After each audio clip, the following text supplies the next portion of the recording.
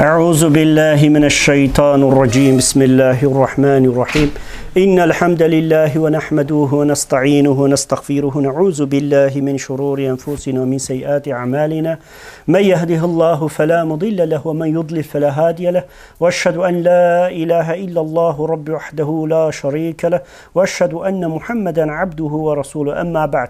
Evet kardeşlerim, Allah-u Teala nasip ederse bugünkü ders konumuz Hz. Muhammed Aleyhisselatü Vesselam sünnetine uymak, sünnetin İslam hukukundaki yeri, sünnetin inkarı, sünnet düşmanlığı, İslam hukukundaki, İslam'ın buna bakışı, Kur'an'ın Peygamber Aleyhisselatü Vesselam'a itaatine bakışı üzerine duracağız. Ama önce Nebi Aleyhisselatü Vesselam'ın 3-4 tane sahih hadisi var ve gerçekten bunlar çok önemli hadisler. Bugünkü bulunduğumuz şu şartlarda, gündelik hayatta yaşadığımız ve gözlerimizle müşahede ettiğimiz, içinde bulunduğumuz bir süreci anlatıyor. Çünkü insanoğlu her geçen zaman ölüme yaklaştıkça Allahu Teala onun için zamanı yaklaştırıyor. Seneler aya dönüyor, aylar haftaya, haftalar günlere, günler saatlere, saatler saniyelere, saliselere döndüğünü açık ve net olarak söylüyor. Hatta Muhammed Aleyhisselatü Vesselam diyor ki kıyamete yakın bir dönemde diyor Allahu Teala zamanı kısaltacak. Yani o zamanı kısaltmayı tarif ederken diyor ki seneler aylara dönecek. Gerçekten de öyle. Bak dün yılbaşı kutluyorduk. Bugün de yılbaşı kutluyoruz. Yarın da yılbaşı kutlayacağız. Çok süratli bir hayatın akışı var. İkinci bir husus, ahir zamanda dünyevi ilim yayılacak ama uhrevi ilim sahipsiz kalacak. İlim kaldırılacak. İlmini, İslam'ı, dini bilen insan kalmayacak. Helal ve haramları bilmeyen, helal ve haramları yaşamayan bir toplumun geleceğini Peygamber Aleyhisselatü Vesselam söylüyor. Aynı keza cehaletin ve cehaletle beraber fitnenin, öldürmenin, katliamların ve cinayetlerin, vahşetin, her türlü pisliğinin alıp başını gideceğini Nebi Aleyhisselatü Vesselam haber vermiş. Onun için Peygamber Aleyhisselatü Vesselam, biz biliyoruz ki Resulullah Aleyhisselatü Vesselam nefsinden bir şey konuşmaz. Her ne konuşuyorsa o mutlak vahidir ki zaten Necm suresinde Allahu Teala 1 ve 5. ayet-i kerimede Hz. Muhammed Aleyhisselatü Vesselam hevasından, egosundan, nefsinden bir şey konuşmadığını, her ne konuşuyor, ne söylüyorsa illa mutlak vahiy olduğunu söylüyor. Ve necmi izâ heva mâ dalla sahibukum ve mâ gava ve mâ yantiku anil heva in huve illa vahyu yuha allemehu şedîdul kuvve diyor Allahu Teala. Batmakta olan yıldıza andolsun diyor Allahu Teala. Muhakkak ki sahibiniz, yani sizin dostunuz, arkadaşınız, Resulünüz, Nebiniz Muhammed ne şaştı, ne saptı veya gördükleri hakikat dışında bir şey değildir diyor. O her ne konuştuysa o nefsinden değil mutlak vahidir diyor. Onun için İmam Şafii gibi, bizim ehli sünnet ve cemaat dediğimiz selef ve halef, İmam Ebu Hanife gibi, İmam Şafii gibi ve İmam Ahmed, İmam Malik gibi ulema der ki Nebi Aleyhisselatü Vesselam'ın konuştuğu o da vahidir. Nasıl vahidir? Bir matluf dediğimiz Allahu Teala'nın kitabıyla mutlak vahiy, anayasa dediği ana kitabını gönderdi. İkincisi de onun tefsiri, onun beyanı, onun bütün özelliklerini içerisine barındıran ve dini tarif eden, Kur'an'ı izah eden, Kur'an'ı yaşattıran öbür yönüdür. Onun için Resulullah sallallahu aleyhi ve sellem Kur'an dışında vahiy aldığı için haber verdiği çok meseleler güncel hayat içerisinde insanın karşısına çıkıyor. İnsan birebir bunları müşahede edebiliyor. Hatta Necm suresi 57. ayet-i kerimede Allahu Teala şöyle buyuruyor. Ezifet el ezife diyor. Muhakkak ki kıyamet yaklaştıkça yaklaşıyor diyor. Yani insanoğlu farkında değil ama yaklaştıkça yaklaşıyor. Her geçen gün insan ölüme yaklaşıyor. Hatta bir sahabe geliyor Peygamber Aleyhisselatü Vesselam'a diyor ki ya Resulullah diyor kıyamet ne zaman kopacak? O da diyor ki peki senin kıyamet için bir hazırlığın var mı? Deyince o da diyor ki ya Resulullah ben Allahu Teala'ya ve onun Resulüne iman ettim. Gücüm nispetince de amel ediyorum. Allah ve Resulünü ve müminleri seviyorum diyor. Bunun üzerine Hz. Muhammed Aleyhisselatü Vesselam inşallah bu senin için yeterlidir diyor. Arkasından diyor ki büyük kıyamet mi küçük kıyamet mi diye soruyor. O da diyor ki ya Resulullah kıyametin büyük küçüğü mü olur? Evet diyor büyük kıyamet var ve küçük kıyamet vardır. Büyük kıyamet senin ölümündür diyor. Çünkü insan öldüğü andan itibaren yaşadığı bir süreç var ki insan tasavvur edemiyor, hayal edemiyor. Gözünün önüne getirince korkunç bir sorgu süreci, hesap süreci, yani insanı böyle korkunç bir seans, korkunç bir süreç görüyor. Biz şu an dünya hayatında farklı bir alemde yaşarken ölümle beraber buradaki bağımızın kopması ve gerçek hayatta uykudan uyanmanın neticesinde karşılaşacağımız hakikatler bizi şoka sokacak. Çok bize acı gelecek, korkunç gelecek, dehşete düşeceğiz. Muazzam bir süreçle karşılaşacağız. Onun Onun için Nebi Aleyhisselatü Vesselam demiş ki senin ölümün kıyametindir. Küçük kıyamet ise senin görmediğin kıyamettir. Aslında büyük kıyamet Allahu Teala'nın evreni, dünyayı, fezayı, güneşi söndürüp dağları dürdü, yeri ve göğü mahvedip depremlerle yerle bir etti, insanı yok etti. O süreçtir ki saatlerce sürecek, belki günlerce sürecek ve Nebi Aleyhisselatü Vesselam Kur'an ayetlerinde de sabittir. Sen görürsün ki bir genç, bir çocuğun bile saçları saatler içerisinde beyaza dönecek. O korkudan ve dehşetten. Ve zalimlerin o yeryüzüne kan döken insanlara egoları, nefisleri, makamları ve mevkileri üzerine insanlara zulmeden, çalan, çırpan, öldüren, katleden insanların da o günün şiddetinden ve hasabın dehşetinden dolayı gözlerinin çukurundan fırladığını göreceksin diyor Allahu Teala. O kadar ki korkunç bir sürecin ve hesaplaşmanın mutlak olduğunu söylüyor. Zaten Necm 57'de de Allahu Teala aslında bize şunu söylüyor. Diyor ki ister uyanın, ister ibadet edin, taat edin, teslimiyetinizi gösterin. İstiyorsanız her nefsinize ve egonuza göre bir hayat sürün ama mutlak ölüm sizin için yakındır diyor. Aynı keza Cemi'u Sagir'de 3030 hadis numarasıyla Nebi Aleyhisselatü Vesselam diyor ki kıyametin alametleri bir tek ipe dizili boncuklar gibidir diyor. Bir tesbih düşün 33 tane var. Eğer o ipi koparırsan diyor aynen diyor o tesbihin şeylerinin boncukları nasıl teker teker dökülüyorsa kıyamet süreci de ardı arkasına kesilmeyecek bir süreçle başlayacağını, önce küçük alametlerin vuku bulacağını, insanların bunları yaşayacağını ama akıl sahibi olan, gerçekten takva sahibi olan, iradesi olan, inanç anlayışı güçlü olanlar ondan ders alacak. Tövbe ve istiğfara Allahu Teala'ya yönelecek ama zaten kendine tabiri caizse dünyayı bir ilah edinmiş, malı mülkü kendine bir kıble edinmiş, zenginlik peşinde koşan, cimrileşmiş, hiçbir insana merhamet etmeyen, her şey, bütün hayat onun nefsi etrafında dönen insanlara gelince zaten o uyku, o dünya sarhoşluğu devam edecek ve helak olup gideceklerini Nebi Aleyhisselatü Vesselam bildiriyor. Başka bir hadis-i şerifte Aleyhisselatü Vesselam, bunu da Tirmizi Zuhd 24'te 2332 hadis numarasıyla sahih olarak Enes bin Malik'ten. Hazreti Enes'i hepimiz biliyoruz. Peygamber Aleyhisselatü Vesselam'ın 10 yaşındayken babası getirip Resulullah Aleyhisselatü Vesselam'a diyor ki ya Resulullah bu benim oğlumdur. Ben istiyorum ki senin terbiyende, senin evinin terbiyesinde büyüsün. Onun için senin ev hizmetlerinde sana hizmet etsin ama aynı keza ilmi ve İslam'ı da senden alsın. 10 sene Resulullah Aleyhisselatü Vesselam'la yaşamış güzide sahabeden biridir. Hatta biz biliyoruz ki Peygamber Aleyhisselatü Vesselam sahabeleri insanların en hayırlılarıdır. Ki bunu Resulullah sallallahu aleyhi ve sellem söylüyor. Aynı keza Kur'an-ı Kerim'de 400 ayette Allahu Teala sahabeyi övmüştür. Her ne günah işlerlerse onları bağışlayacağını ilan etmiştir. Onların samimiyeti, onların takvası, onların ihlası, onların din için gösterdiği fedakarlık karşısında onları istisna tutarak günahlarını bağışlamayı da direktmen ayetle bildirmiştir.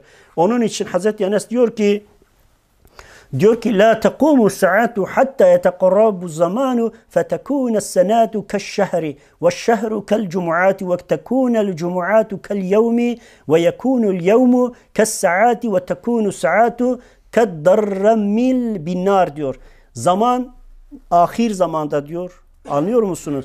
Zaman bereketsizleşecek diyor Nebi Aleyhisselatü Vesselam. Yani öyle bir dönem gelecek ki bak güzel dikkatle dinleyin. La tekumus saatu diyor. Hatta yetekarabu zaman diyor. Diyor öyle bir zaman gelecek ki insanoğlunun artık sonu yaklaştığında bak bugün bilim adamları veya dünya devletleri Birleşmiş Milletler'de toplandıklarında iklim değişikliklerinden, doğal afetlerden, insanoğlunun dünyaya verdiği tahribattan dolayı gelecek olan afetlerden konuşuyorlar. Ve gerçekten artık biz de onu hissetmeye başladık. Yani düşünün ki Türkiye'de yazın Karadeniz'de seller, Akdeniz'de yangınlar hiç durmuyor. Bütün dünya yanıyor. Neden? Çünkü artık insanoğlu ki ayetlerle bildirildiği üzerine yaptığı kötülüklerin bir kısmını Allahu Teala dünya hayatında ona tattırtmadığı müddetçe onlara ölümü vermeyeceğini söylemiştir. Onun için bugün Amerika'da kasırgalar, Japonya'da, Çin'de, orada burada tufanlar, tayfunlar vesaire şeylerle binlerce, yüz binlerce insana zarar veriyor. Milyonlarca, milyarlarca dolarlık zararlara sebep oluyor ve insanoğlu bütün birikimini bir anda kaybedebiliyor. İşte Nebi Aleyhisselatü Vesselam zaman yaklaşacak, bereketsizleşecek. O dönemde diyor Nebi Aleyhisselatü Vesselam seneler bir aya dönecek. Aylar haftalara, ki cumuatun diyor. Oradaki cuma, cumadan cumaya oradaki 7 gün kastediliyor. Diyor ki aylar cumaya, bir haftaya, haftalarda günlere, günlerde diyor saatlere, saatler de bir otun yanma mesafesi kadar olacaktır. Gerçekten bak düşünün ki ben saat 6'da gelmiş burada oturmuşum. Bak şu anda 9.30'a geldi. Neden? Çünkü bir sürat akıyor gidiyor. Ben yarın uyanacağım, öbür hafta gene uyanacağım. Sanki böyle biz artık haftadan haftaları yaşıyoruz. Günlerden günleri değil yani. İşte Nebi Aleyhisselatü Vesselam bunun olacağını, bunun olma sebebi olarak da insanoğlunun azgınlığı, sapıklığı, Allahu Teala'dan uzaklaşmaları, nefislerine tapmaları, bunun neticesinde Allahu Teala'nın artık insanoğlunun sonunu getireceğini, insan için bereketin, rahmetin, merhametin hiçbir şey kalmayacağını, zamanın akıp gideceğini, insanoğlu bunun farkına varmayacağını söylüyor. Gerçekten insan için en büyük sermaye zamandır. Ve zamanını ister yatarak, ister uyanarak, ister oturarak, ister kalkarak, ister namazla, ister oruçla, istiyorsan da haram yolda, her ne şekilde olursa olsun o zaman akıp gidiyor. O zaman akıp gittiği müddetçe sen hayatından ve ahiretinden çok şeyler kaybediyorsun. Bakmayın yani biz şu hayat içerisinde günlerimizi sayıyoruz, geçiriyoruz ama şunu hiç unutmayın. Sizin her saniye ve salisenin hesabı vardır. Sonuçta Allahu Teala katibin melekler, hafaza meleklerini yaratmış. 24 saat boyunca saniye ve salise sizden ayrılmayan, ellerinde kitapları olan, hayatınızı not eden, aynı keza insanın gözüdür, bedenidir, azasıdır, uvzudur. Onlar da bunun şahitliğini yaptığı bir süreçteyiz. Yani bu neye benziyor? Bir adam düşünün, 1 sene, 2 sene üniversite sınavı için gidiyor, dershanelere kayıt yapıyor, orada eğitim alıyor, buraya koşuyor, kitap okuyor, ders çalışıyor, şunu yapıyor. Ne için? İmtihana girecek 3 saatlik bir süreç için. 3 saat o kadar önemlidir ki o insan için saniyeler bile çok önemli ve değerlidir. Adam bütün vaktini, zamanını ona göre ayarlar. Aynı keza burada Nebi Aleyhisselatü Vesselam'ın zamanın yaklaşması, kıyamet süreci olarak ayların, yani senelerin aylara, ayların haftalara, haftaların günlere dönmesi, artık işin sonunun yaklaştığını. Zaten biz de şu anda onun içinde yaşıyoruz. Bana diyebilir misiniz ki ya vallahi günler çok güzel geçiyor, dolu dolu geçiyor, yani sabah uyanıyoruz akşam gelmiyor diyebilen var mı? Ya boş verin akşam, artık haftaları sayamıyoruz. Yani bazen böyle takvime bakmam gerekir. Hangi aydayız, hangi yıldayız diye. O kadar ki geçiyor. İnsan seneleri bile karıştırır duruma gelmiş. İşte Nebi Aleyhisselatü Vesselam Tirmizi'nin Zuhd 24'te hadis numarası 2332 numaralı hadisinde zamanın böyle olacağını ve bu süreç geldiğinde olacak olan şeyi de söylüyor. Neyi söylüyor? Bugün içinde bulunduğumuz. Mesela günümüz insanların çoğunluğu hiçbir zaman demiyor ben bu dünya hayatında niye varım? Acaba Allahu Teala beni ne için gönderdi? Burada zengin olmak için, mal biriktirmek için, insanlara hava atmak için, ego tatmini için mi? Yoksa başka bir amaç mı için gönderdi? Asla bunu sormaz. Bugünkü insanların temel hedefi nedir? Paradır, şöhrettir, makamdır, bir yerlere varmaktır, birilerinin nezdinde bir itibar sahibi olmaktır ama hiçbir zaman onları yaratan, onları yoktan var eden, aklı veren, iradeyi veren, zekayı veren, güzelliği veren, insanı ehsen-i takvim, en mükemmel yaratılmış olarak yaratan Allahu Teala'yı hatırlamaz, yaratılışının gayesi ne olduğunu bilmez, bunu da sormaz, sorgulamaz. Aynı keza Ebu Hureyre'den gelen bir rivayette o da Nebi Aleyhisselatü Vesselam'ın şöyle buyurduğunu söylüyor. Ne zaman? Kıyamete yakın bir dönemde olacak olan rivayette şöyle der. يَتَقَرَابُ الزَّمَانُ وَيَنْقُوسُ الْعَمَلُ وَيُلْقَ الشُّخُّ وَيَكْثَارُ الْحَرْجُ قَالُوا مَا الْحَرْجُ قَالَ الْقَتْلُ diyor. Nebi Aleyhisselatü Vesselam ahir zamanda zaman yaklaşacak. Zaman kısalacak. Başta okuduğumuz hadis bunun neredeyse devamıdır, yorumudur gibi. Nebi Aleyhisselatü Vesselam öncelikle ahir zamanda zaman yaklaşacak, hızlanacak. Yani insanoğlu nasıl yaşadığını, nasıl yaşlandığını anlamadan hayatı bitecek diyor. Öyle bir hızlanacak. O dönemde ameller azalacak. Hangi ameller? İbadetler, namazlar, hamdler, şükürler. Onun yeri o azalacak. İnsanların hayatından din kalkmaya başlayacak. Maalesef üzgünüm, yani üzücü bir durum. Bugün belki biz babalarımızdan, atalarımızdan dinden bir şey öğrendik ama bugün 20 yaşın altındaki neslimiz İslam'la bir bağı kalmamış. Yarın onlar 40-50'sine geldiğinde bu ülkenin bir Hristiyan ülkesinden, bu toplumun da bir küfür toplumundan bir farkı kalmayacak. Çünkü ne namaz, ne İslam, ne iman, ne İslam'ın bir alameti kendilerinde olmayanlar evlatlarına da vermedikleri gibi yarın kıyamet günü o çocukları dinden, imandan, amelden yana çıplak bırakacak. Kendilerini İslam'a nispet edecek ama o dinden bir nasipleri kalmayacak. Bir sürecin geleceğini söylüyor. Onun için Nebi Aleyhisselatü Vesselam ve yenkusul amel diyor. Amelleri ne olacak? Nuks olacak, azalacak. kalplerinde cimrilik yerleşecek diyor. İnsanlar çok cimrileşecek. Vallahi ben düşünüyorum belki bizim babalarımız, dedelerimiz daha mertti. İnsanlara merhamet etme, yardımseverlik. Yani o insanların düşünün ki o insanların misafir odaları aşınırdı, eskirdi. Ama bizim misafir odalarımız gıcır gıcır, tertemiz, pırıl pırıl çünkü ayda bir kimse girmiyor yani.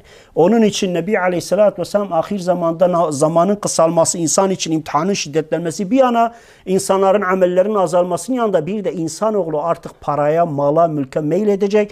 Bütün hedefini, bütün enerjisini sadece zengin olmak, mal biriktirmek ama hatta tabiri caizse Nebi Aleyhisselatü Vesselam diyecek ki nereden gelirse gelsin ama para gelsin. O mantığın zuhur edeceğini, insanların bu yönde gelişeceğini açık ve net olarak söylüyor. Ve yulqus şuhhu diyor. Yani cimriliğin kalplere yerleşeceğini, insanların mal ve mülk peşinde koşacağını söylüyor. Ve yekthurul harcu ve muhakkak ne olacak?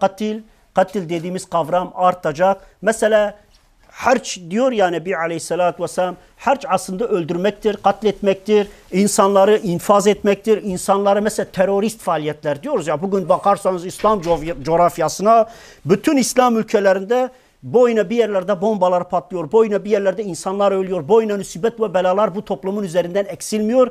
Çünkü Nebi Aleyhisselatü Vesselam ve yeksurul harcu diyor. Muhakkak ki harç artacak. Onlar da diyorlar ki sahabe merak ediyor bu kelimeyi ilk defa demek ki Resulullah Aleyhisselatü Vesselam'dan işittikleri için diyorlar ki ve kalu mel harcu ya Resulullahi. Harç nedir ya Resulullah? O diyor ki el harcu el katlu. İnsanın insanı öldürmesidir. İnsanın insanı katletmesi, insanların birbirlerine merhamet etmeden birbirlerini öldürmeleridir. Bugün haberleri açtığınız zaman öldürme. Orada tecavüz, orada cinayet, orada vahşet, çocuk öldürmeleri, bebek öldürmek neye kadar derseniz deyin. Bütün vahşet ve cinayet insanoğlunun bütün o hayvani içgüdüleri bir noktada piyasaya dökülmüş. Çünkü kıyamete yakın bir dönemde bu toplumun ve insanların yoldan çıkacağını, insanların malı ve mülkü kendisine Rab edineceğini, mal ve mülk peşinde koşarken kendisi için bir karakter ve kriter bırakmayacağını açık ve net olarak bildiriyor. Onun için aslında bizim buradaki nasihatteki amacımız ve gayemiz nedir?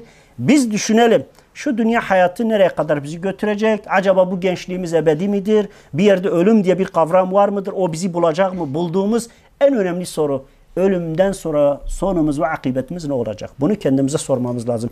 Yani bazen ben şunu derim. Şimdi ölsem nereye gideceğim? Şu anda ölsem Allahu Teala'nın huzuruna çıkarırsak Kur'an-ı Kerim ve Muhammed Aleyhisselatü Vesselam sireti ve sünneti, yaşantısı ve mücadelesi, halaller ve haramlar, emirler ve nehiler hepsi ortaya konulsa ve benim kitabım açılsa benim akıbetim ne olacak? İşte bunu insanın kendisine mutlaka sorması gerekiyor. Bir rivayette Nebi Aleyhisselatü Vesselam'dan, o da sahihtir. Bu saydığım hadisler hepsi sahih. Bunlar kıyametin küçük sürecidir. Kıyametten önceki zamanın olacak olanların haberidir. Aslında ben size bir şey söyleyeyim mi? Biz canımızı verdiğimiz o sekarat-el mevt diyoruz ya, ölüm anı. Nebi Aleyhisselatü Vesselam yani hadislerde diyor ki sekarat-el mevtten Allah'a sığınırım. Bunu 3 sefer söylemiş. Sahabe diyor ki ya Resulullah neden 3 sefer bunu söyledin? Yani demek ki çok önemli bir şey ki bunu söylüyorsun. Çünkü diyor sekarat-el mevt, ölüm anı diyor bir sarhoşluk. Bir adam içki içmiş, beyin gitmiş, gel git yapıyor. Veya bir Alzheimer'lı bir adam düşünün. Bir anda hatırlıyor, bir anda unutuyor. O dalgınlık, o şey içerisinde Nebi Aleyhisselatü Vesselam eğer bir insan şu dünya hayatında maneviyatı güçlü değilse, ameli güçlü değilse, iman ehli bir adam değilse, gerçekten Allah ve din için ciddi anlamda bir şey yapmamışsa diyor ki Resulullah Aleyhisselatü Vesselam orada Allah ona yardım etmez. Etmediği için şeytan elinde bir bardak suyla gelir. Mesela dikkat ederseniz bizim sekarat-ül mevt anında ölülerin dudakları kurur. Bildiğiniz artık suyu çekiliyor yani ölüm esnasında ve muazzam bir susuzluğun dünya hayatında başladığını söyler. Orada o susuzluk öyle bir dereceye geliyor ki sanki aylarca su içmemiş bir adamın durumuna. O anda elinde bir tas suyla diyor şeytan belirir, gözükür ona. Ona der ki gel kafir ol. Gel Muhammed'i inkar et. Gel de ki Muhammed hak peygamber değil. Veya buna benzeyen neylerle, tekliflerle gelir. Eğer o insan yani Allahu Teala orada yardım etmezse ki Kur'an ayetiyle sabittir. Allah her yerde takva sahibi olan yani yaşantısı ve mücadelesinde Allahu Teala'nın rızasını gözeten bir kulun her zaman yardımına gittiğini, onu asla sahipsiz bırakmayacağını ayetlerle bildiriyor. Hatta şeytan Yani Hz. Adem Aleyhisselam'a secde etmeyip de itiraz edip karşı çıkınca Allahu Teala o in oradan. Sen o makama, o şerefe layık değilsin. Çünkü ismi Azazil'dir ve meleklerin hocasıdır. Muazzam bir yerde bir cinin bütün meleklere artık hoca olacak derecede bir ilim sahibi olduğunu ve onu bütün meleklerce tanzim edildi, hürmet edildi bir derecedeyken Hz. Adem Aleyhisselam'ın yaratılması ve en önemlisi Adem'in ilmine tahammül edememesi, kıskanması, haset etmesi neticesinde isyan etti. Allahu Teala in o makamdan, sen oraya layık değilsin dediği zaman o da diyor ki madem diyor Adem beni yoldan çıkardı. Adem yaratmasaydım ben aynı taklidimi yani o riyamı sürdürecektim diyor. Yani o münafıklığımı sürdürecektim. Sen Adem'i yarattın, gerçek yüzüm ortaya çıktı. Münafıklığım döküldü piyasaya. O zaman madem böyle Rabbim diyor bana da sen de müsaade ver. Ben de intikamımı alayım. Ve Allahu Teala diyor git sen mühlet verilenlerdensin. O da orada şunu söylüyor. Diyor ki ben de andolsun ki sıratal mustakim, biz namaz kıldığımız zaman Fatiha'da ihdine sıratal mustakim diyoruz. Bizi dost doğru yol, Kur'an ve sünnet yoluna Hz. Muhammed Aleyhisselatü Vesselam'ın Adem Aleyhisselam'ın ve gönderdiğin 124 bin peygamberin yolu olan dosdoğru Allah'ın tevhid dini olan müstakim olan yol üzerine bizi ilhak et diye dua ediyoruz. İşte diyor ki ben o yol üzerinde duracağım ve mutlaka senin bütün Adem'in çocuklarını yoldan çıkaracağım. İşte orada Allahu Teala benim takvalı ve gerçekten takvadan kast olunan, havfullah Allah korkusu olan, amelini Allah rızası için yapan, hiçbir gösteriş ve riyaya önem vermeyen kimseyi kastediyor. Senin onun üzerinde bir etkin olmaz. Çünkü Allahu Teala ona her yerde yardım edeceğini vaat etmiştir. Onun için hadiste de Nebi Aleyhisselatü Vesselam şeytanın insana geldiğini, insanın da bir sarhoşluk içinde olduğunu ve burada şeytanın ona galip gelip onu yenebileceğini, aldatabileceğini, kandırabileceğini ve imanını çalabileceğini söylüyor.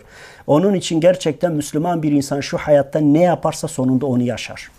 Ondan dolayı başka bir rivayette Buhari'nin Fitan 5'te 7064 hadis numarasıyla, Müslim'in İlim 10 2672 hadis numarasıyla, Buhari'nin Fitan 5'te aynı keza 7062 hadis numarasıyla verdiği ve İbn-i Mecah'ın da Fitan 4050 hadis numarası verdiği bir rivayette Nebi Aleyhisselatü Vesselam burada şöyle bir olaydan bahsediyor. İnne beyne yedeyi saati eyyamen yurfi'u fiha ilmu ve yenzilu fiha'l cehlu ve yekthuru fiha'l harcu vel harcu el katlu diyor. Şüphesiz kıyametten önce öyle günler gelecek ki diyor Resulullah Aleyhisselatü Vesselam. Öyle bir zaman gelecek ki o günlerde ilim yani gerçek anlamda ilim kalkacak. Hatta Nebi Aleyhisselatü Vesselam şöyle diyor. Diyor kıyamete yakın bir dönemde okur yazar çok olacak. Okur yazar derken yani herkesin okuma yazması olacak. Herkes okuma yazmayı bilecek ve gerçekten bugün Türkiye'nin %90'ı yani 60 yaşın üstündekilerini çıkar %90'ı okuma yazması var. Ve bu dünya geneline baktığınızda dünyanın %70'ine yakını neredeyse okuma yazması var.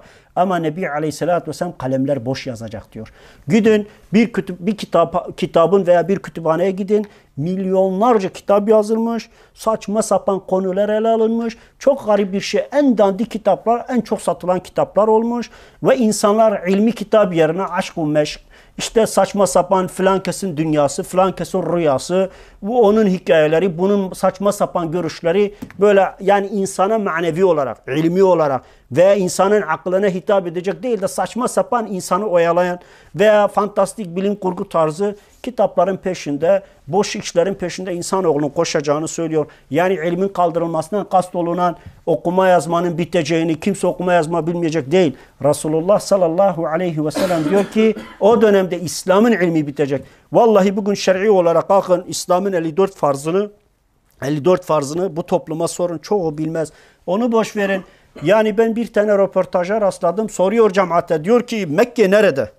Mekke'ye Müslümanların Kabe'si, kıblesi nerede soruyor.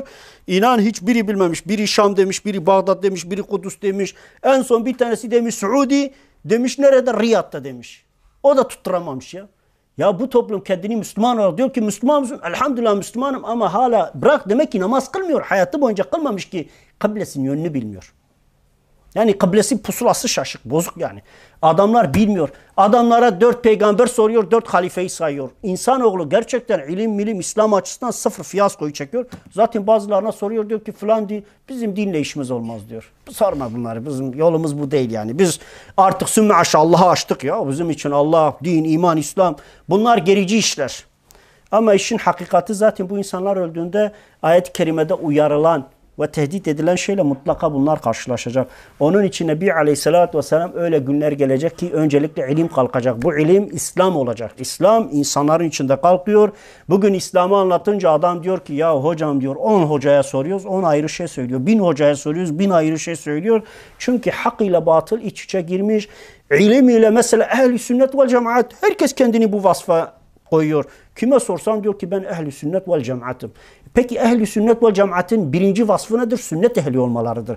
Yani Muhammed Aleyhisselatü Vesselam sünnetini kendilerine referans, önder ve rehber kabul eden, o sünnetin dışına çıkmayan, sünnette olanı alan, sünnet dışında olan şeyden uzak duran, yani peygamber dönemdeki İslam'ı yaşamak için mücadele veren demektir.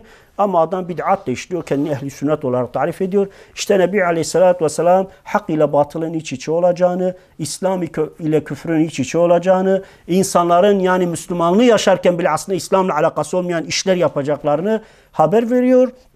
O günlerde ilim kaldırılacak, o günlerde yeryüzünde cehalet inecek ve o günlerde harç yani insanların birbirlerini öldürmeleri, katletmeleri, yani biz buna terörizm mi diyoruz, bomba eylemleri mi diyoruz, insanların cinnet geçir birbirlerini kesmeleri mi diyorsunuz? Vallahi düşünün ki yani insanlar miras için, miras 2 kuruş dünyalık para için babasını bile öldürüyor. O hale gelmiş bu toplum. İnsanlar 2 kuruş o kadar ki mesela başta okuduğumuz hadiste insanlar hatta bir rivayette diyor ki ahir zamanda diyor erkekleri kastediyor. Diyor kıbleleri kadına o diyor ki secdeleri paraya dönecek diyor. Yani pusulaları şaşacak. İnsanoğlu o hale geleceğini haber veriyor. Bu hadis-i şerifte de Nebi Aleyhisselatü Vesselam ilmin ortadan kalkacağını, cehaletin alıp başını gideceğini, kimse cahil değil. Üniversite okuyan bile bazen üniversite soruları soruyor, ona bile cevap veremiyor. Adam siyasal bilgiler fakültesi okumuş, siyasetten haberi yok. Yani o kadar insanlar uçuk bir hayat sürüyorlar. Bazen diyorlar böyle sosyal medyada Z kuşağı, M kuşağı. Ben diyorum ya Z kuşağı nedir? TikTok kuşağı deyin gitsin 30 saniye tahammül edemeyen 10 saniyelik video ile ilim elde eden adamlar kuşağı ki bunlardan çıkacak fayda yok yani. Sabır kavramın olmayan bir insandan ne çıkabilir? Yani öyle bir şey ki insanların beyinleri saçma sapan şeylerle dolsun diye çalışanlar o şekilde yol. Hatta dedik ya insanın yaratılışı ayet-i kerimeyle Allahu Teala Zariyat suresinde mutlak olarak diyor ve ma halaktul cinne vel insa illa liya'budun. Biz cinleri ve insanları sadece ve sadece bana kulluk ve ibadet etsinler diye yarattım. Kul olmak teslimiyettir yani insan kendisini yoktan var eden, ona şeref veren, ona yeryüzünde efendilik veren, insana ehsen-i takvim dediğimiz gerçekten suretidir, yüzüdür, şeklidir, vasfıdır, giyimidir, kuşamıdır, teknolojidir, ilimdir, bilimdir, her şeyle donatan ve insanı en şerefli bir mahluk haline getiren Allahu Teala'dır. Hatta Allahu Teala açık ve net ayet-i kerimede de diyor biz insanı diyor eşref yarattık. ثُمَّ رَدَتْنَاهُ أَسْفَلَ سَافِلِينَ. Onlar ise kendilerini neye çevirdi biliyor musunuz? Hayvanlardan aşağılık terekelere düşürdüler. Ne ile? Allah'a isyan ile, masiyet ile, Allah'ın haram kıldığını çiğneyerek kendisini süm'aşa hayvandan daha düşük derecelere kadar indirdi insanoğlu. Öyle bir dönemde, öyle bir sürecin içerisindeyiz. İşte Nebi Aleyhisselatü Vesselam bunu söylüyor. Yoksa okuma yazma maşallah herkeste var. Ama o okuma yazma Allah için değil ki. Kimse mesela eskiden 100 sene 150 sene önce insanlar evlatlarını gönderirdi derdi ki ya gitsin ilim ehli olsun, alim olsun, dinine, diyanetine, dünyasına, ahiretine faydası olsun. Şimdiki bizim bir tane molla abi ve kardeşim vardı. Böyle bir çocukluk arkadaşım yanına gittim medresesinde öğrenci okutuyor. Ya diyordu Seyda diyordu vallahi billahi bugünkü insanlar diyordu en zekilerini üniversiteye, en çalışkanlarını işe, ahmaklarını da medreseye gönderiyorlar diyordu. Çünkü hiçbir şey yaramıyor. Ne dünyaya ne ahirete bari gönderelim de bu da boynumuzdan çıksın diye bize gönderiyorlar diyordu. Doğru söylüyor. Neden alim çıkmadığını şimdi insan daha iyi anlıyor. Onun için gerçekten Nebi Aleyhisselatü Vesselam illerde olacak olan şeyleri çok teferruatlı anlatmış. Hatta biz mesela kıyamet alametlerine baktığımız zaman Resulullah sallallahu aleyhi ve sellem ilmi bu gelişimi mesela yani ilmi bu gelişim içinde bulunduğumuz bu yüzyıldaki bütün gelişimi çok mükemmel bir şekilde anlatmıştır. Dört dörtlük. Dememiştir televizyon çıkacak çünkü televizyon Latince bir kelime ama ne demiştir öyle bir şey çıkacak ki kişi oturduğu yerden evinden dünyanın herhangi bir yerinde olacak olan şeyi görecek diyor. Bitti yani bunun tarifi budur. Başka rivayette diyor ki kişi diyor oturduğu yerden dünyanın öbür ucunda biriyle konuşacak diyor. Bu da telefona veya telsize veya işte cep telefonuna veya ne derseniz ona işaret ediyor. Başka bir rivayette insan çok uzun mesafeleri çok kısa zamanda kat edecek. Bu da uçağa, trene, gemiye, kitle iletişim araçlarına. Aynı keza bir rivayetinde diyor ki kişinin diyor bak diyor bir adam evinden çıkınca diyor kişinin diyor ayağının bağcığı yani böyle tabiri caizse ayakkabı bağcığı, gömleğinin düğmesi, işte efendim bastonunun ucu, arkasında olan şey kendisine haber vermedikçe kıyamet kopmaz diyor. Bugün bakıyoruz adam düğmeden ne yapıyor? Kamera yapıyor. Kalkıyor ayakkabı bağcığından mikrofon yapıyor. Şundan bunu yapıyor ve insanoğlu arkasında olan her şeyi görebiliyor. Koyuyorsun gizli kamerayı, ne oluyor ne olmuyorsa akşam izleyebiliyorsun yani. Bunlar nedir? Bunlar işte Peygamber Aleyhisselatü Vesselam'ın 1450 sene ki Arabistan çölünde sadece Mekke ve Medine'de 20-30 kişinin okuma yazma bildiği, hiç kimsenin hayatında bir kitap yüzü görmediği o toplum içerisinde bunları söylemesi, bunların gerçekten yani gaybi olmadığını, bunların bir şekilde Allahu Teala tarafından kendisine bildirildiğini, ahir zamanda olacak olanı söylediğini, dinin gayipleşeceğini, sahipsizleşeceğini, dinin yeryüzünden silineceğini, bugün İslam şamar oğlanına dönmüş. Gelen bir darbe vuruyor, giden vuruyor. Öyle bir duruma gelmiş ki ateistinden, deistine, komünistinden, sosyalistine kim geliyorsa İslam'a saldırıyor. Çünkü hepsinin garezi, kini, nefreti İslam'adır. Yani aslında Allahu Teala'yadır ama onu İslam'ı hedef. Yani bir noktada kıbleleri oraya döndüğü için onadır. Onun için Nebi Aleyhisselatü Vesselam gene sahih bir hadisinde bu zamanın sonunda yani ahir zamanda bu dinin yani bütün İslam coğrafyasından çekileceğini, yeryüzünde İslam'la yönetilen bir devletin kalmayacağını, düşün ki 1917'de bu Anadolu coğrafyasında Osmanlı Devleti vardı. Saltanattı ama yönetim şekli Kur'an'dı. İslam anayasasıydı. Hatta onun Şeyhülislamları, kadıları, cami imamlarına kadar yani kadılar mahkeme yargıçlarıydılar. Onun için İslam ne öğretiliyordu? 24'ten sonra İslam yok edildi. Yerine bugünkü Avrupa'nın, İtalya'nın, İsviçre'nin şunu bunun kanunları getirdi. Hristiyan hukuku da bile olmayan, Allah'ın bırakın yani Hristiyanlığın, onun bile hukuku olmayan dinsiz bir hukuku getirip din diye bize zorla dayattırdılar.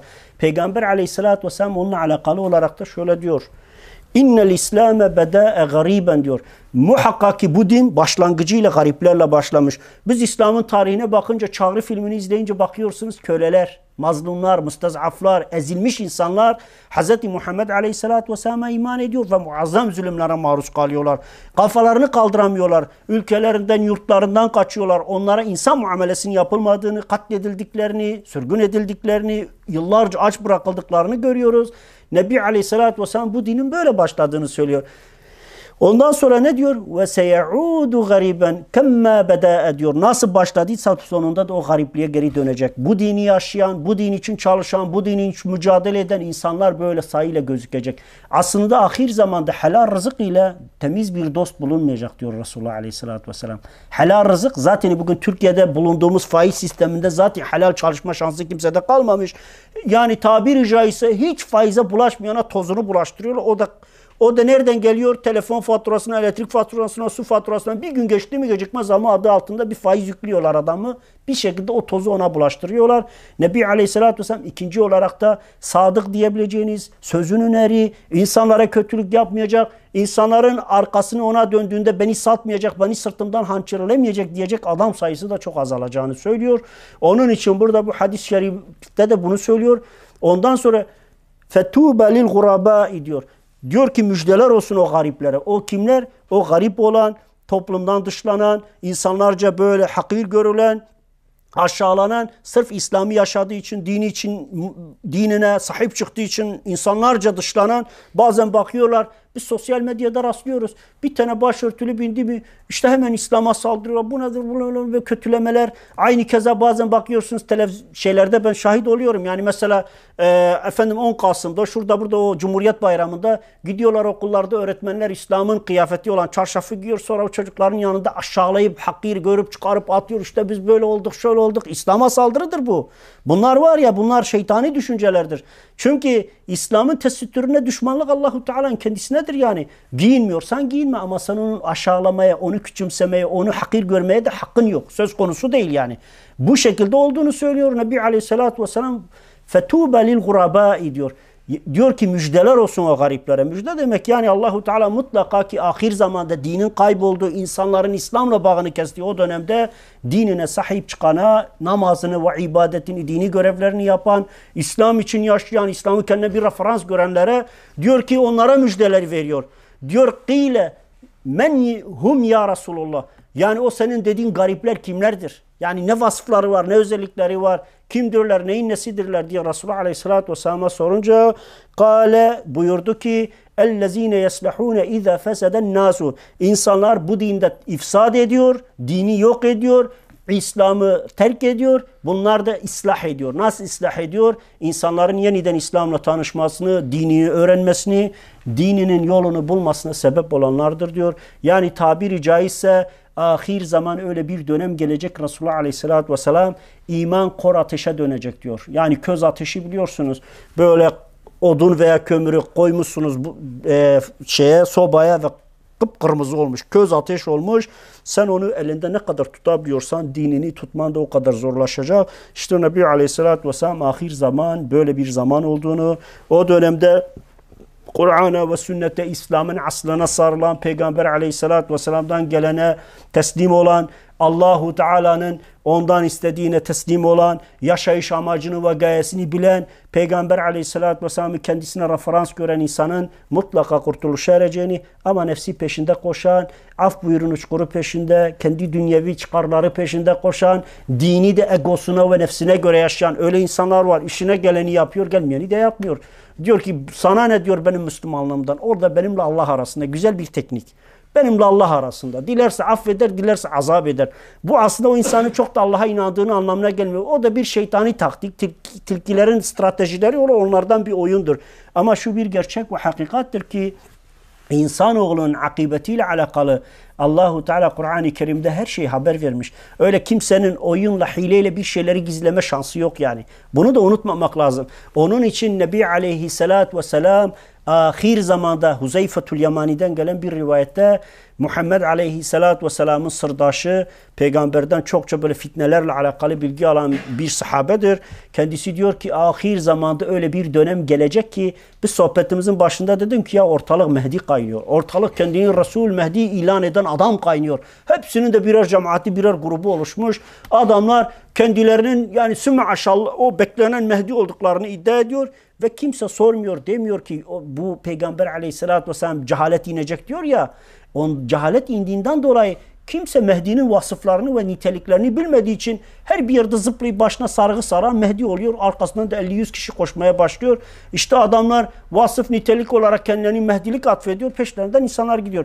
Resulullah Aleyhisselatü Vesselam'a diyor ki Huzeyfetül Yemani diyor ya Resulullah Allahu Teala diyor bizi şereflendirdi. Neyle? İslam'la şereflendirdi. Biz bu dinle müşerref olduk. Biz putperestlik, müşriktik. Biz kalkıyor insanlara zulmediyorduk. Güçlü olanlar fakirleri eziyordu. Hatta eşkıyalık yapıyorlardı. Geçen kervanları dolandırıyorlardı. Mallarına, mülklerine el koyuyorlar. Onunla kalmıyor. O insanları götürüp satıyorlardı. Köle olarak satıyorlar. Öyle bir düzensizlik, öyle bir harç ortamı, öyle bir zulüm ortamı var.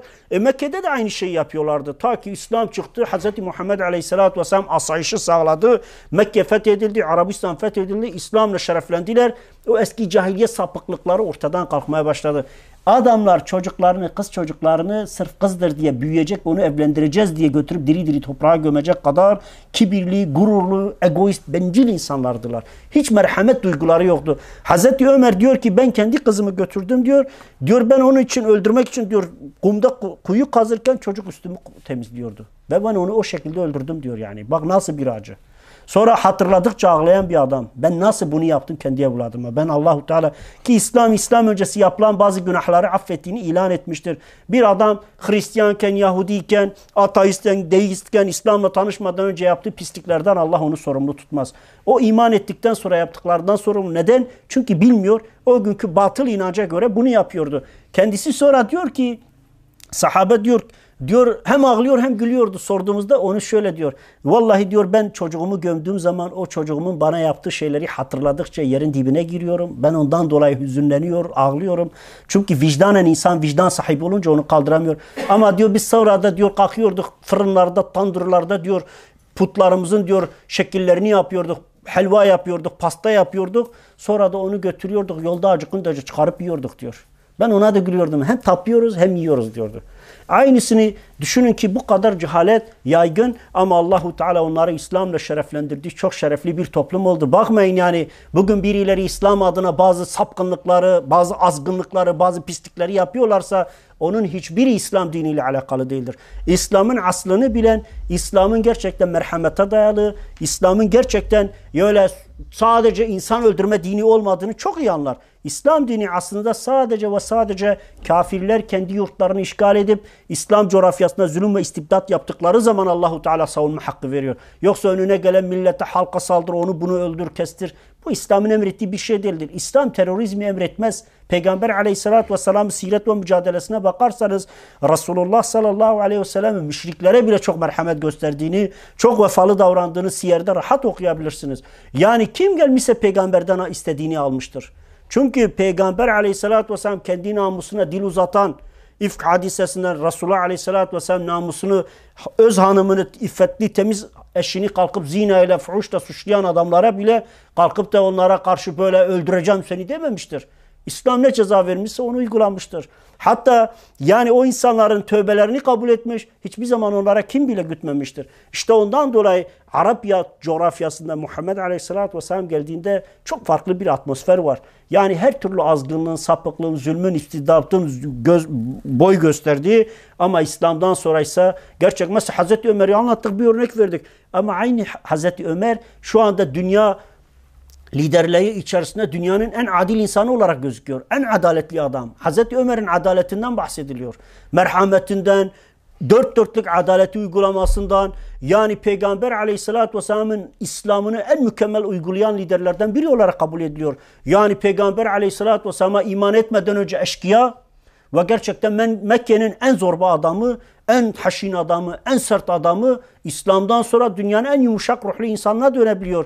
Yani insanlar ona beddua bile ederken sırtına unlarını, yemeklerini götürüp evlerine kadar götüren, onlardan özür dileyen, her türlü merhamet örneğini gösteren bir insan oluyor.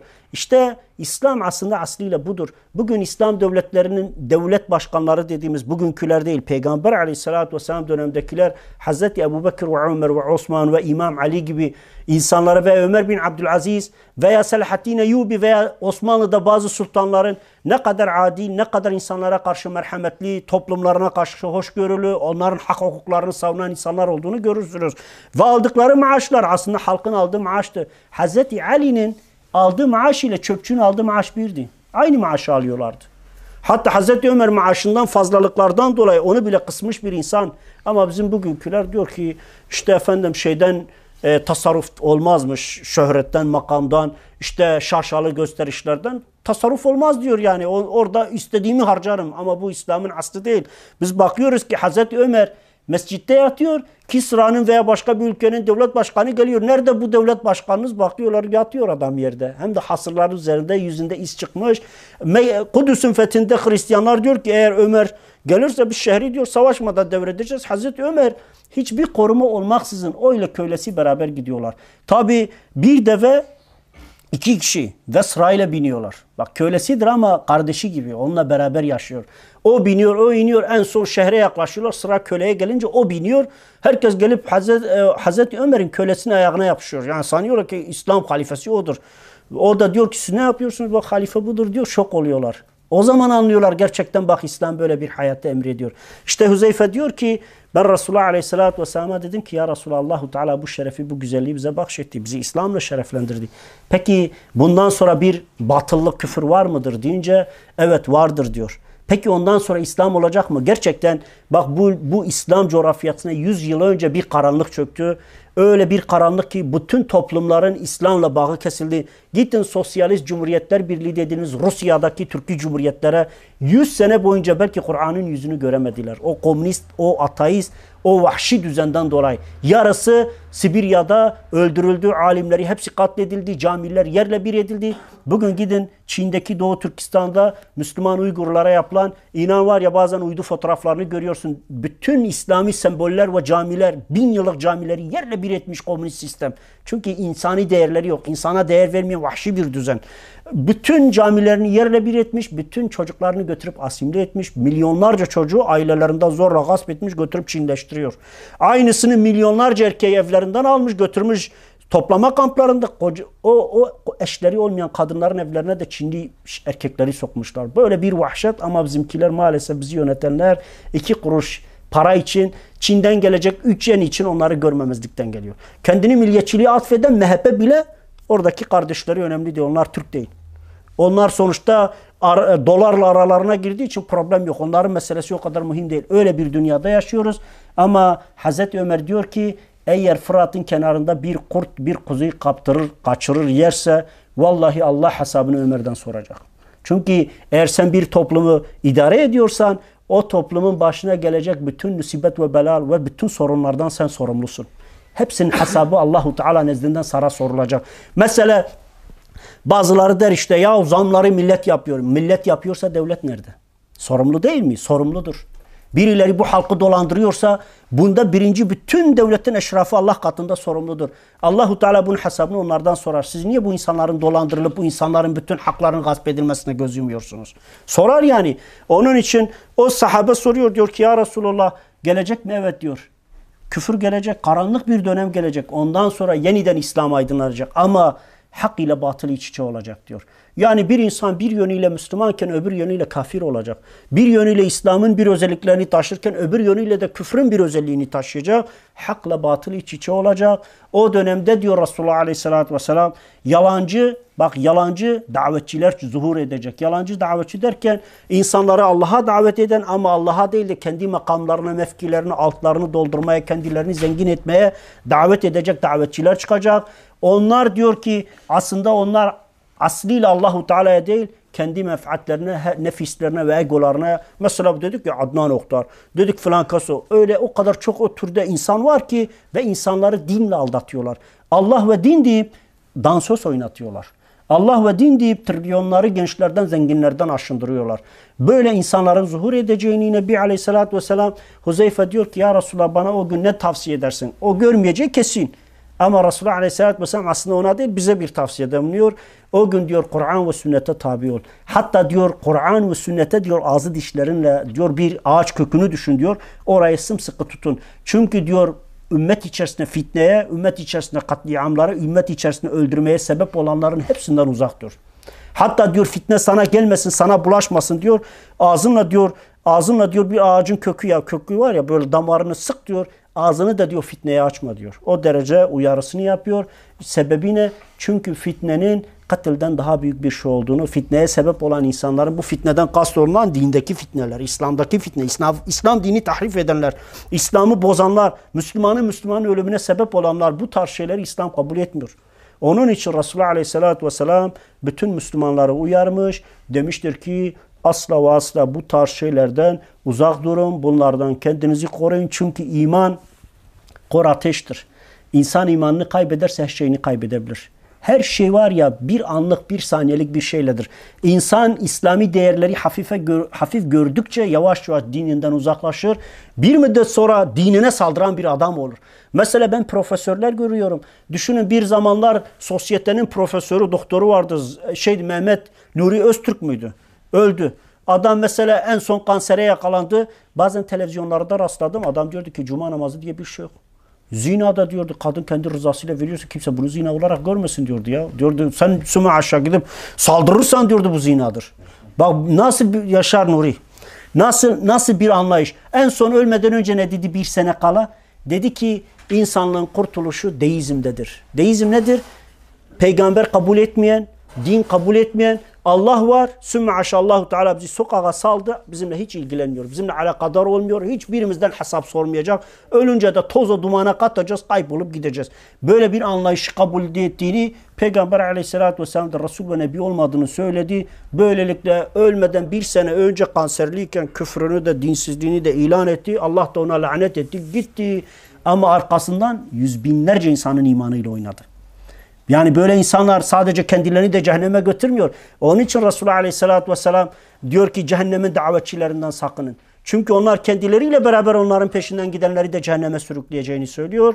Bakıyoruz mesela geçenlerde bir profesör vardı Öztürk diye. O da diyordu ki Sümme aşağı Peygamber aleyhissalatü vesselam Kur'an-ı Kerim'de Mekke'nin ileri gelenlerine küfrediyor.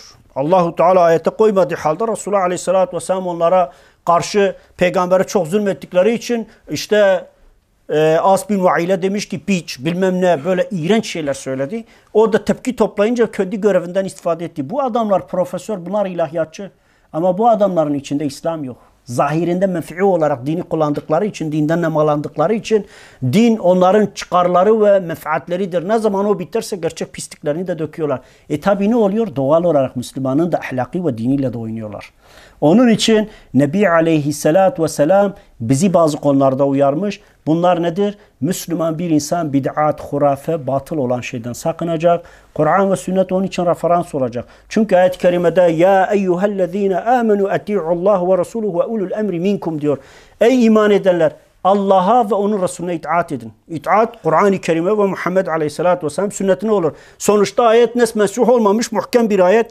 Bu ayette peygambere itaattan bahsediyor ve Muhammed Aleyhisselatü Vesselam 1450 sene önce vefat etmiş. O zaman neyle itaat olur? Sünnet ile, aynı keza siret ile ona olur. Peygamberin yaşantısını bilirsin, ona göre hayatına yön verirsin. Onu kendine referans bilirsin. Bu peygambere itaattır. Aynı keza Allahu Teala ve ulul emri minkum ve sizden olan emir sahipleri derken ilim sahibi olan, alim olan, halkın önderleri olan bir zamanlar bizim bütün memleketlerimizde alimler vardı. Halk onlara itaat ederdi, onları dinlerdi, onların nasihatlerini, öğütlerini hayatlarında referans görürlerdi. Herhangi bir davalar olsa bir şeyhtir, bir alimdir, bölgede tanınan kanaat önderi olan ilim sahibi bir adam gelir onların meselelerini çözer, aralarında sulhu bulurdu. İşte Allahu Teala onu da emrediyor. Ondan dolayı Nebi Aleyhisselatü Vesselam gerçekten bize veda haccında da bu ümmete iki şey bırakmış. Biri Kur'an-ı Kerim, öbürü sünnet-i seniyedir. Buna sarılanın dalalete düşmeyeceği mutlaktır. Kim kendine hayatında referans olarak Kur'an-ı Kerim'le sünnet-i Nebi'yi kabul eder, ona göre yaşarsa inan o kurtulur. Ama nefsine göre işime geleni alırım, gelmeyeni almam. Helal de haram da benim nefsime, benim çıkarıma, menfaatime uyduğu müddetçe helal ve haramdır derse o adam da mutlaka helak olur. Çünkü İslam'ı sorgulayan, Kur'an'ı sorgulayan, Peygamber Aleyhisselatü Vesselam'ı sorgulayan zaten iman etmemiştir. İman etmediği için bir gün zeherini kusar yani açığa vurur. Mutlaka ortaya çıkar yani bunu unutmamak lazım. Allah-u Teala hepimizle razı olsun. Rabbim bizleri Kur'an ve sünnetten, haktan ve tevhidden, İslam'ın aslından ayırmasın. İlahi salli ve sellim ya Rabbi ala habibike Muhammed Mustafa ve ala ali kulli ashabi kulli ecma'in ve şuhadai ve salihin lillahi Teala el-Fatiha. Temas salavat.